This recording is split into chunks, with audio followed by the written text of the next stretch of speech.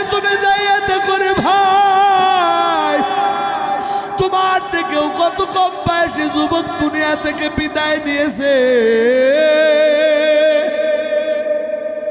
তুমি আরো 10 বছর দুনিয়াতে বাঁচবা, এটার কি গ্যারান্টি আছে রে ভাই?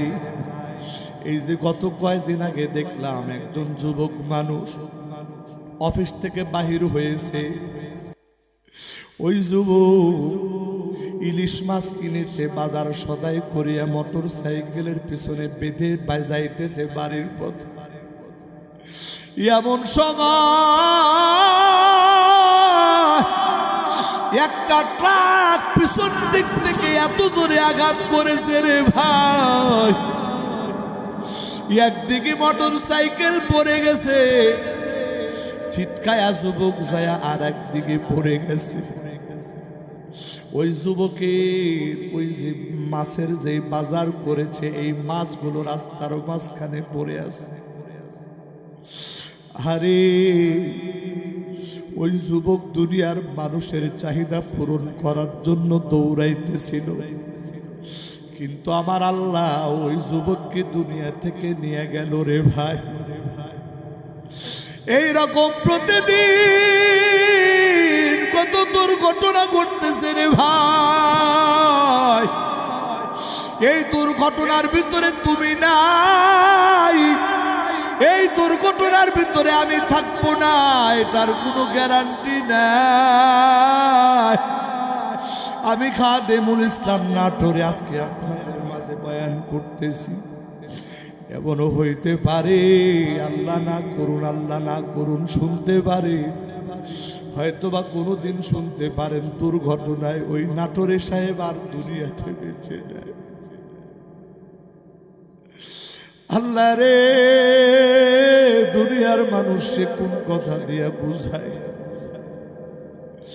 মানুষের হায়াত আর মৌতের বিষয়টা তো এমন, তোমার চক্ষু বন্ধ হবে, এই চক্ষু খোলার আগে তোমার মরণের ডাক চলে আসতে পারে।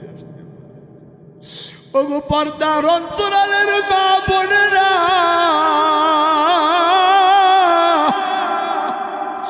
ও যুবক ভাইয়েরা,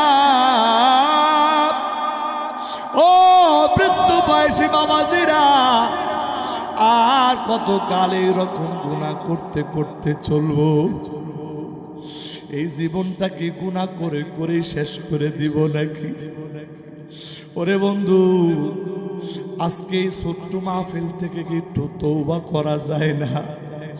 আল্লাহ, জীবন ভর গুনাহ করেছি, একটা গুনার সাজা যদি তুমি দাও।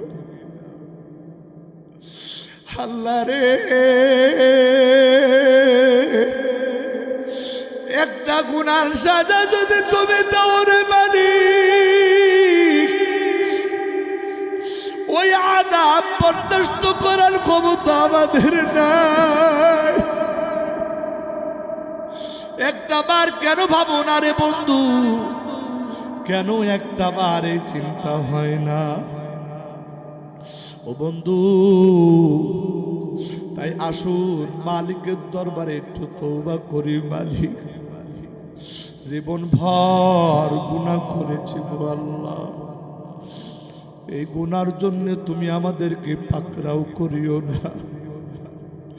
যদি পাকড়াও করো রে মালিক, আমাদের তো বাঁচার কোনো উপায় নাই। আমার আল্লাহ সকলেরই তোমার বাড়ির